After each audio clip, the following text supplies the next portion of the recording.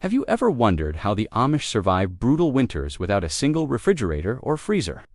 Picture this: 2,000 pounds of food, meat, vegetables, dairy, grains preserved for 6 months using nothing but 300-year-old techniques. No electricity, no modern technology, just pure wisdom passed down through generations. While we panic when our freezer breaks down, Amish families sleep peacefully, knowing their food will last through the harshest winter storms. Today, I'm taking you inside their world to reveal the shocking methods they use to preserve massive amounts of food. What you're about to learn could change how you think about food storage forever. Welcome to Amish Forge, where we uncover the timeless wisdom of traditional living. The Amish community has mastered something most of us have forgotten: true self-sufficiency. Every fall, before the first snow hits, Amish families engage in an incredible race against time. They preserve over 2,000 pounds of food using methods that seem impossible in our modern world. No refrigerators, no freezers, no grocery stores down the road. Just ancient techniques that actually work better than you'd think. In today's video, I'm breaking down 12 powerful preservation methods the Amish use to feed their families all winter long. These aren't just historical curiosities, these are practical skills that could save you money and help you become more independent. Let's dive in. Root cellaring. The Amish have perfected an underground storage system that keeps vegetables fresh for 6 months without any electricity. Root cellaring is perhaps their most crucial winter preservation method, and it's based on simple science that works flawlessly. Imagine walking down into a cool, dark basement in January and finding crisp carrots, firm potatoes, and fresh beets, all stored since October. This isn't magic, it's temperature and humidity control at its finest. A proper Amish root cellar is dug 10 to 12 feet underground, where the earth naturally maintains a temperature between 32 and 40 degrees Fahrenheit.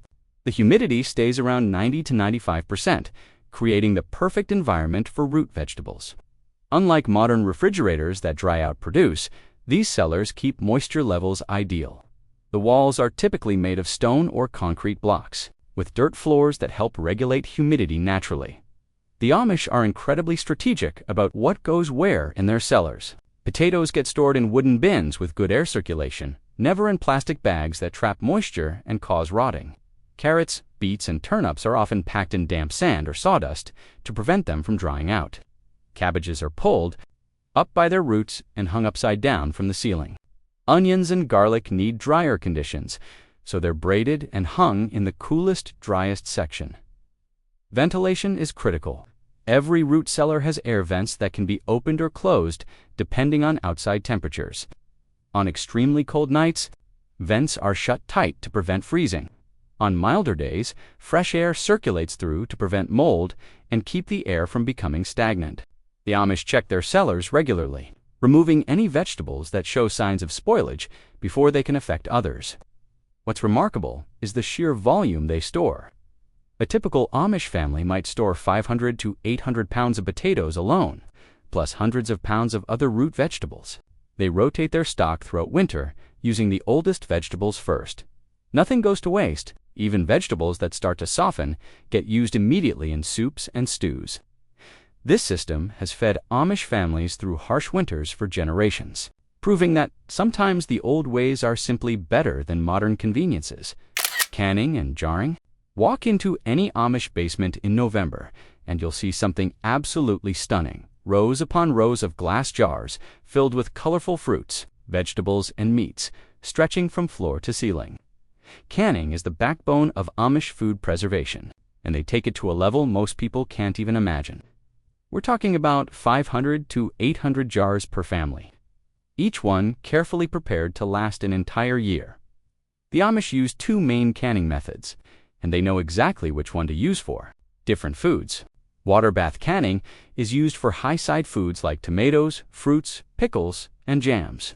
The jars are submerged in boiling water for a specific time, creating a vacuum seal that prevents bacteria growth. Pressure canning is reserved for lassed foods like green beans, corn, carrots, and all meats. These foods require higher temperatures, minus 240 degrees Fahrenheit, which only pressure canners can achieve. The Amish understand that botulism is a real danger with improper canning, so they follow time-tested procedures religiously. Canning season starts in summer and continues through fall. When tomatoes ripen, Amish women gather in groups to process hundreds of pounds in single days.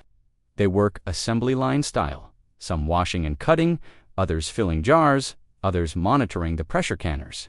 The community aspect makes the enormous workload manageable and even enjoyable. Children learn by watching and helping, ensuring these skills pass to the next generation. Meat canning is particularly impressive. After butchering chickens, beef, or pork, the Amish cut meat into chunks, pack it raw into jars with a little salt, and pressure can it for 75 to 90 minutes. The result is tender, fully cooked meat that stays good for years. A single jar provides protein for an entire meal. During winter, they simply open a jar, heat the contents, and dinner is halfway done. Quality control is serious business. Every jar gets inspected before storage. Lids must be sealed tight. Any jar that doesn't seal properly gets refrigerated and eaten within days. During storage, jars are checked monthly. Any bulging lids, cloudiness, or off smells mean immediate disposal. The Amish never take chances with food safety. Their canning success rate is incredibly high because they respect the process and never cut corners for convenience. Meat preservation. When the Amish butcher a 1,200-pound steer or several hogs in late fall, they can't just throw the meat in a freezer. Instead, they use preservation methods that have kept meat safe and delicious for centuries.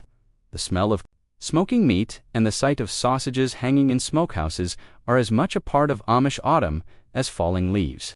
These techniques transform fresh meat into food that lasts 6 months or longer. Smoking is an art form in Amish communities.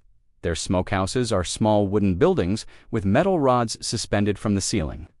After butchering large cuts of pork and beef are rubbed with salt-based cures containing sugar, pepper, and sometimes nitrates for safety. The meat hangs in a cool place for days or weeks, depending on the size of the cut. During this curing period, salt draws out moisture and prevents bacterial growth. Once cured, the meat moves to the smokehouse. The smoking process is slow and deliberate.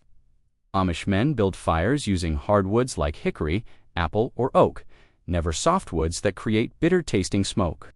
The fire produces steady, cool smoke, rather than high heat. Bacon might smoke for 2 days, while larger hams smoke for weeks. The smoke adds incredible flavor, while creating a protective barrier on the meat's surface. Properly smoked ham can hang in a cool, dry place for months and actually improve in flavor. Salt curing without smoking is another crucial technique. The Amish pack pork in wooden barrels layered with coarse salt. The salt pulls moisture from the meat and creates an environment where harmful bacteria cannot survive. After several weeks, the meat is removed, rinsed, and either cooked or further dried. Salt pork becomes a staple ingredient in winter soups and stews. Sausage making allows the Amish to use every part of the animal. Ground meat is mixed with spices and stuffed into natural casings. Fresh sausages get canned or smoked. Dried sausages, like summer sausage, are hung in cool areas to age for weeks. The gradual drying concentrates, flavors, and preserves the meat. Naturally, a single butchering day can produce 200 pounds of various sausages, providing protein variety throughout winter. Dairy processing. The Amish relationship with dairy is extraordinary. Most families keep several cows, and those cows produce 6 to 8 gallons of milk daily, far more than any family can drink fresh. Rather than waste this abundance, the Amish transform milk into products that last for months. Their dairy preservation skills turn a highly perishable liquid into stable foods that sustain them through winter. When cows produce less milk, cheesemaking is perhaps their most valuable dairy. Preservation method. Fresh milk is heated, cultures and rennet are added, and curds separate from whey. The curds are pressed into molds and aged anywhere from weeks to years, depending on the cheese type. Aged cheddar, Swiss, and other hard cheeses develop complex flavors and last indefinitely when properly stored. A single day's milk production can yield 8 to 10 pounds of cheese. Throughout summer and fall, Amish families accumulate hundreds of pounds of aged cheese stored in cool cellars. Butter preservation is equally important. The Amish churn cream into butter several times weekly during high production months. Fresh butter doesn't last long at room temperature, but they've mastered several preservation methods. Some families pack butter tightly into crocks and cover it with a thick layer of salt, which creates a seal. Others use the water packing method, submerging butter in brine solution inside crocks kept in cool cellars. These techniques keep butter fresh for 6 months or more.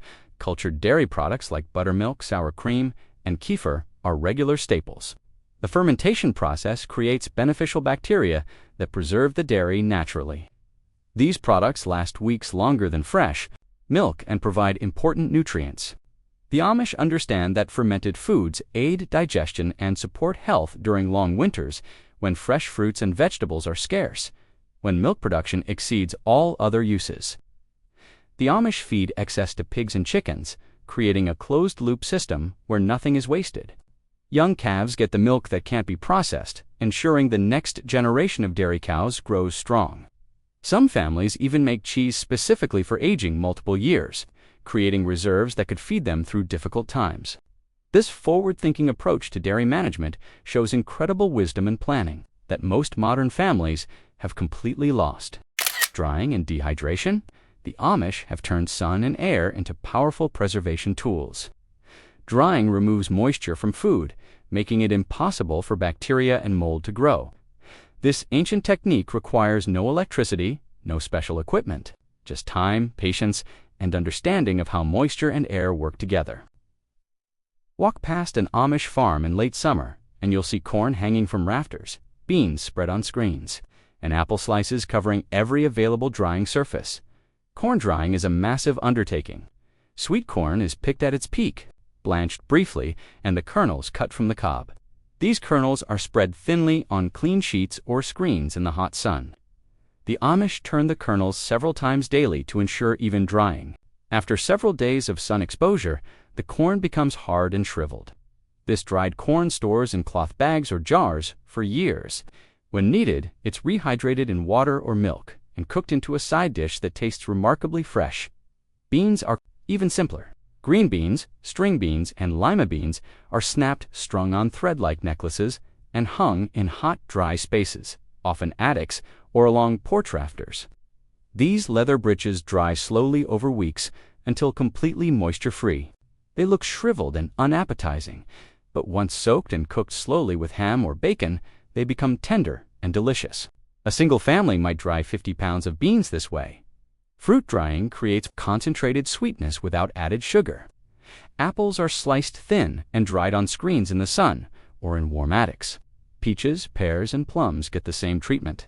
The Amish know that fruit must dry until leathery, but still slightly pliable. Over-drying makes it brittle and hard to rehydrate. Dried fruits become snacks, pie fillings, and additions to breakfast dishes. Some families dry hundreds of pounds of apples alone, knowing they'll use every piece during the long winter months. Herbs are crucial for both cooking and medicine. Amish women harvest herbs at their peak flavor, tie them in small bundles, and hang them upside down in dark, well-ventilated spaces. Sunlight destroys the essential oils that give herbs their flavor and medicinal properties, so darkness is essential. Once completely dry, herbs are stripped from stems and stored in jars. These dried herbs flavor winter stews, season preserved meats, and create medicinal teas that treat everything from colds to stomach upset throughout the cold months when fresh herbs don't grow. Pickling and fermentation. The sharp, tangy smell of fermenting vegetables fills Amish basements every fall. It's the smell of preservation magic happening through beneficial bacteria. Pickling and fermentation are ancient techniques that not only preserve food, but actually make it healthier and more digestible.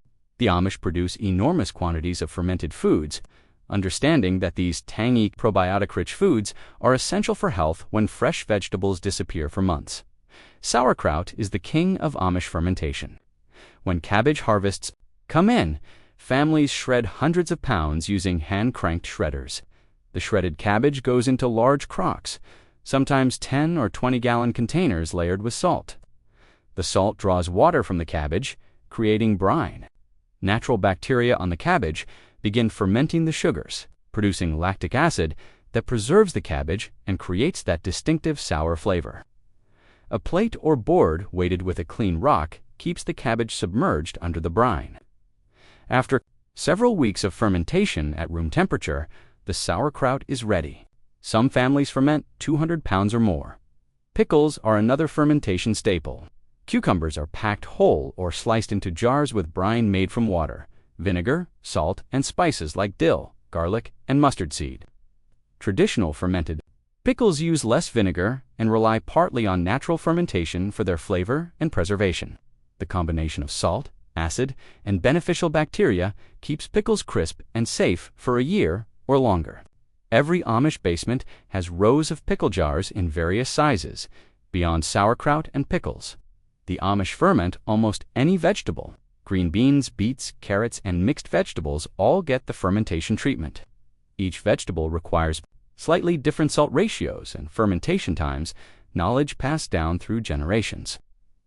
These fermented vegetables provide crucial vitamins and minerals during winter. Modern science has confirmed what the Amish always knew: fermented foods support gut health and digestion. The Amish also understand food safety in fermentation. They know that proper salt levels prevent harmful bacteria, while encouraging beneficial ones. They check fermenting crocks regularly, skimming any surface scum and ensuring vegetables stay submerged. The smell tells them everything. Proper fermentation smells sour and pleasant, while spoilage smells rotten and foul. They trust their senses and generations of experience to create safe, nutritious, fermented foods that sustain families all winter long. Apple butter and fruit preserves. When autumn arrives and apple trees bend under the weight of hundreds of pounds of fruit, the Amish transform this abundance into thick, rich apple butter that becomes a winter staple. Apple butter making is a community event, often involving large copper kettles that hold 30 to 40 gallons, stirred constantly over outdoor fires for 12 to 16 hours. The process is labor-intensive, but creates a product so delicious and long-lasting that every family makes dozens of jars each fall. The process begins with selecting the right apples. The Amish prefer tart varieties that break down easily and don't require excessive sugar. Apples are washed, cored, and cooked down with just a little water or apple cider until they become soft mush. This mixture is passed through a food mill to remove skins and any remaining seeds, creating smooth applesauce. Then the real work begins. The applesauce goes into massive kettles with sugar, cinnamon, cloves, and sometimes a touch of vinegar. The cooking process is where patience becomes essential. The mixture must cook down slowly, reducing by half or more, until it becomes thick enough that a spoon stands upright in it. Someone must stir constantly to prevent burning on the bottom. As hours pass, the apple butter darkens from light tan to deep brown, the sugars caramelizing and creating complex, rich flavors. When a spoonful placed on a cold plate doesn't weep liquid, it's ready. The finished apple butter is ladled into sterilized jars and sealed while piping hot. Beyond apples, the Amish make preserves and jams from every fruit available. Strawberries, raspberries, blackberries, peaches, and plums all get transformed into sweet spreads. The basic method is similar. Fruit is cooked with sugar until it reaches the gel point where pectin naturally thickens the mixture. Some fruits high in pectin, like apples and plums, gel easily. Others, like strawberries, need longer cooking or added pectin from apple peels, tied in cheesecloth and cooked with the fruit. Grape jelly is another favorite, made from Concord grapes that grow wild or in cultivated vineyards. The grapes are crushed, cooked briefly, and strained through cloth bags overnight. The resulting juice is cooked with sugar until it sheets off a spoon, indicating it will gel when cooled. These fruit preserves aren't just breakfast spreads. They're used in baking, stirred into oatmeal, spread on fresh bread, and even used to glaze meats. A typical family might put up 100 to 200 jars of various fruit preserves, ensuring sweetness and fruit flavor throughout the darkest winter months. When nothing grows, grain storage. Grains are the foundation of the Amish diet, and storing them properly is absolutely critical for winter survival. Unlike vegetables that might supplement meals, grains provide the bulk of calories that keep families fed when nothing else is available. The Amish store massive quantities, often 500 to 1,000 pounds of wheat alone, plus corn, oats, and other grains. Their storage methods are so effective that grain can last 5 years or longer without spoiling. The Amish use wooden bins, metal barrels, and large silos for grain storage. Whatever the container, certain principles always apply. The grain must be completely dry before storage. Any moisture leads to mold and spoilage. After harvest, grain is spread in thin layers in warm, dry spaces until the moisture content drops below 14%. The Amish test this by biting a kernel. If it cracks cleanly rather than squishing, it's dry enough. Modern farms use moisture meters, but the Amish trust methods proven over centuries. Pest control without chemicals requires cleverness. Bay leaves, scattered through stored grain, repel insects naturally. Some families use food-grade dyed earth mixed lightly with grain. This fine powder damages the exoskeletons of insects while remaining harmless to humans. The storage containers themselves must be airtight, or at least secure against mice and rats. Metal trash cans with tight lids work excellently. Larger quantities go into wooden bins in basements, where cool temperatures discourage insect activity. Corn storage happens in multiple forms. Field corn dries on the stalk before harvest and gets stored as whole ears in corn. Cribs, ventilated wooden structures that allow air circulation while keeping rain out. When needed, corn is shelled by hand, or with simple hand-cranked shellers. Some corn gets ground immediately after harvest and stored as cornmeal in airtight containers. Cornmeal doesn't last as long as whole kernels because grinding exposes oils that can turn rancid, so the Amish grind only what they'll use within a few months. Wheat is particularly precious. Most families keep whole wheat berries and grind flour. As needed using hand-cranked mills or small diesel-powered grinders, freshly ground flour tastes infinitely better than store-bought and retains all the nutritional value of the whole grain. The physical work of grinding flour keeps Amish families connected to their food in ways most modern people can't imagine. They know exactly where their bread comes from. Those wheat berries they planted, harvested, threshed, and stored themselves. This grain storage system provides security and independence that money simply can't buy. Egg preservation. Chickens are prolific layers during spring and summer, often producing far more eggs than a family can eat fresh. But when winter arrives and daylight decreases, hens slow down or stop laying completely. The Amish solve this problem through egg preservation techniques that keep eggs edible for 6 to 12 months. Walking into an Amish basement in February and seeing preserved eggs from the previous summer feels almost magical, yet it's simple science, applied with careful attention. Water glassing is the most popular Amish egg preservation method. This technique uses sodium silicate, a clear liquid also called water glass, mixed with water in large crocks. Fresh eggs, and they must be absolutely fresh, preferably unwashed with their natural protective coating intact, are gently placed into the solution. The sodium silicate seals the pores in the eggshell, preventing air and bacteria from entering while keeping moisture inside. Eggs can be stacked carefully in layers, completely submerged in the solution. The preservation is remarkable. Eggs stored this way remain good for 12 months or longer. When needed, an egg is simply lifted out, rinsed thoroughly, and used exactly like a fresh egg. The white might be slightly thinner and the yolk less vibrant in color, but the taste and nutrition remain nearly identical to fresh eggs. A family might preserve 200 to 400 eggs this way, ensuring a steady supply through winter and early spring when hens aren't laying. Some Amish families use the simpler method of coating eggs in mineral oil or lard. Each egg is rubbed thoroughly with fat, which seals the pores similarly to water glassing. These eggs are stored pointed end down in egg cartons or arranged in boxes of sawdust, kept in the coolest part of the basement. This method doesn't preserve quite as long, maybe 4 to 6 months, but requires less preparation and no special solutions. Cold storage alone works for shorter periods. Eggs stored in a cool root cellar at 35 to 40 degrees can last 2 to 3 months. The Amish rotate these eggs carefully, turning them weekly to prevent the yolks from settling and sticking to the shell.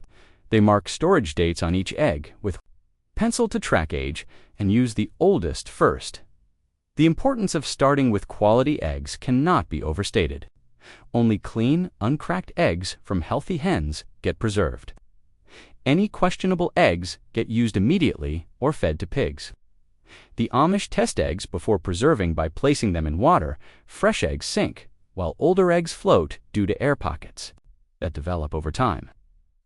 This simple test ensures only the best eggs enter long-term storage, guaranteeing success and preventing waste. Community canning days. In Amish culture, massive preservation tasks become community events that showcase their values of cooperation, efficiency, and mutual support. Community canning days exemplify this perfectly. When the tomato harvest peaks, or a family butchers several hogs, neighbors gather at dawn and work together until dusk, processing hundreds of pounds of food in a single day. What would take one family weeks gets accomplished in hours through organized teamwork. These gatherings follow well-established patterns. The hosting family prepares by gathering equipment, pressure canners, water bath pots, jars, lids, and processing stations. As neighbors arrive, everyone knows their role. Without being told, older women with decades of experience supervise pressure canners, the most dangerous job requiring careful attention to gauges and timing. Middle-aged women wash and prepare produce. Younger women fill jars and wipe rims. Men keep fires burning, carry heavy pots, and haul processed jars to storage. Children play nearby but also help with simple tasks, like snapping beans or shucking corn. The efficiency is stunning. When processing tomatoes, some women operate scalding pots, where tomatoes are dipped briefly to loosen skins. Others peel and chop. Others fill jars with precise headspace measurements. Still others monitor multiple water bath canners simultaneously. An assembly line develops naturally where each person focuses on one task, becoming incredibly fast at it. In a single day, 500 to 800 quarts of tomatoes might get canned, an impossible task for one person alone. But community canning days aren't just about productivity.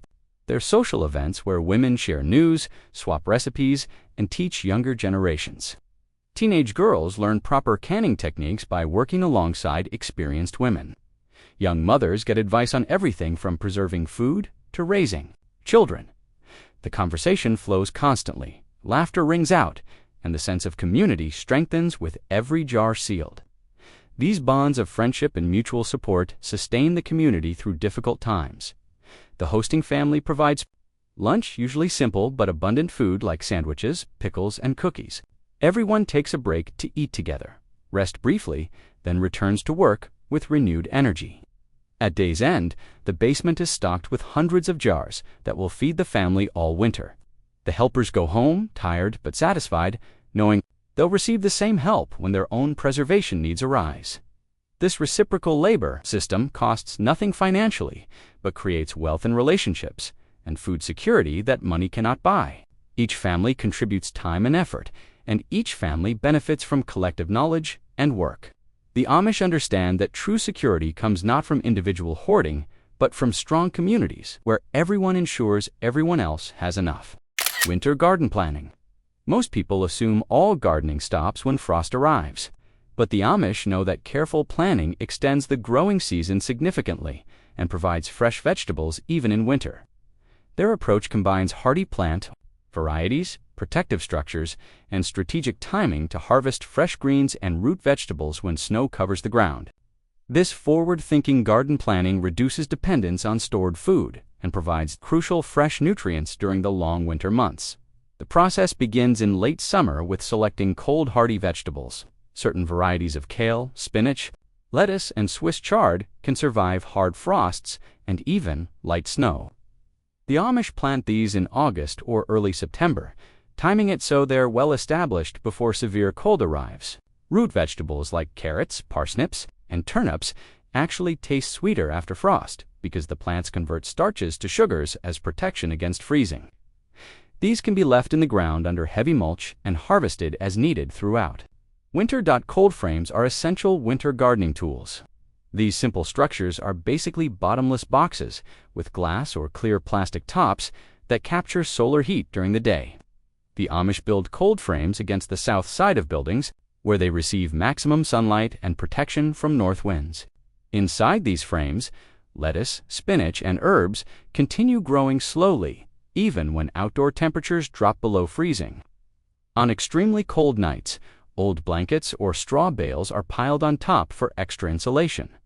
Some Amish families maintain small greenhouses, simple structures with south-facing glass, or plastic walls that trap solar heat.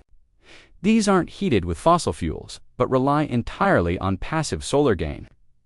During sunny winter days, temperatures inside can reach 60 or 70 degrees, even when it's below freezing outside. Thermal mass barrels filled with water painted black absorb heat during the day and release it at night, preventing temperature swings that would damage plants.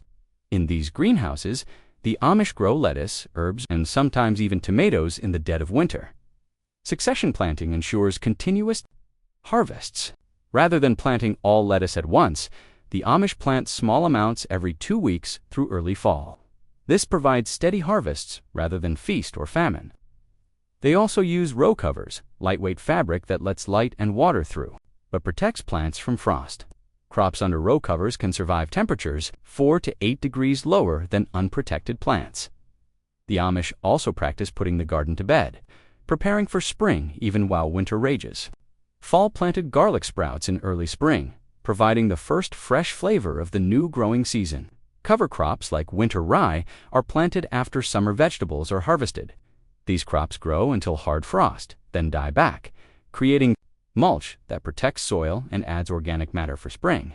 This long-term thinking ensures the garden remains productive year after year without chemical fertilizers. Food rotation system. Having 2,000 pounds of preserved food means nothing if it spoils before being eaten. The Amish have developed sophisticated rotation systems that ensure nothing goes to waste and the oldest food always gets used first. This isn't written in spreadsheets or tracked by computer. It's an intuitive system based on organization, labeling, and habitual practices passed down through generations. Every family member understands the system and follows it religiously. The foundation is the first-hand principle.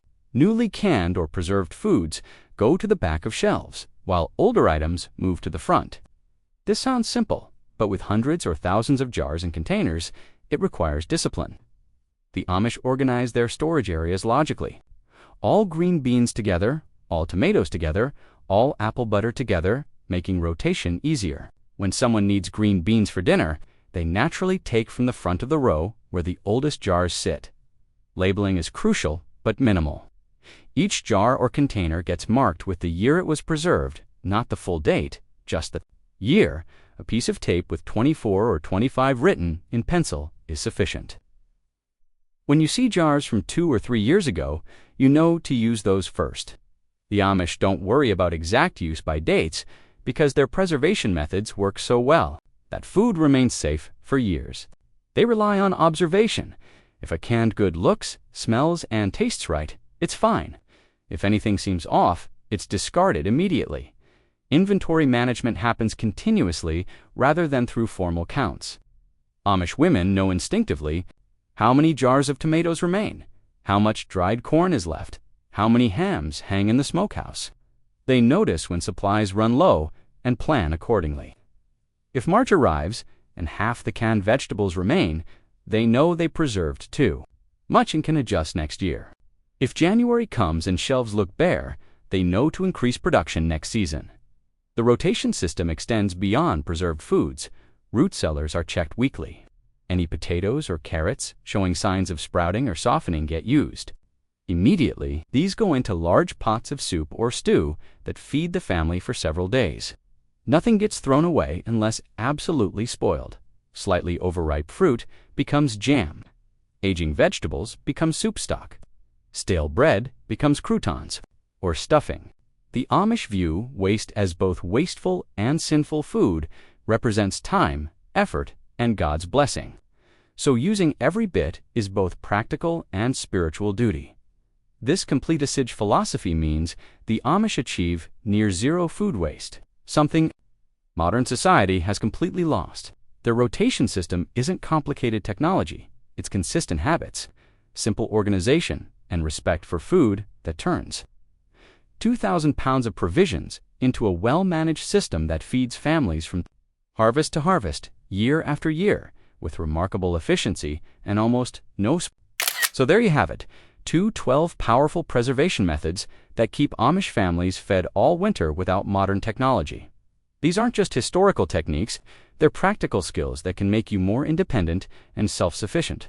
Today, if you found this valuable, smash that like button and share it with someone who needs to see this.